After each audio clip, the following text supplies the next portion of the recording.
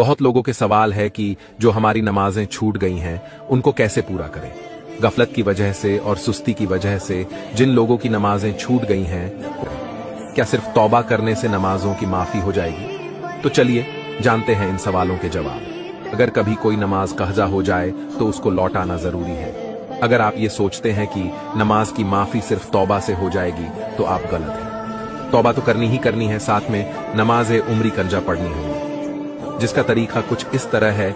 मिसाल के तौर पर आपकी 1 साल की नमाजें कंजा हो गई हैं तो आपको 1 साल तक 20 एक्स्ट्रा रकात पढ़नी होंगी। 2 फर्ज फजर के, 4 फर्ज जोहर के, 4 फर्ज असर के, 3 फर्ज मगरिब के, 4 फर्ज ईशा के और 3 वितर वाजिब ईशा के। आपको करना क्या है?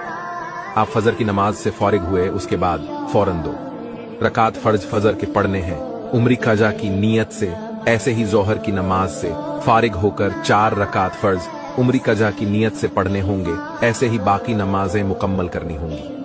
अगर किसी की ज्यादा नमाजें छूटी हुई हैं, उसके लिए आसानी ये है कि रुकू और सजदे की तस्बीह एक बार पढ़ सकते हैं। दूसरी आसानी ये है कि आप आखिरी रकात में सिर्फ अत्ताहियात पढ़ के सलाम फेर सकते हैं। दरुद शरीफ और अल्लाहुम्मा इन्हीं जलमतु नफसी को स्किप कर सकते हैं।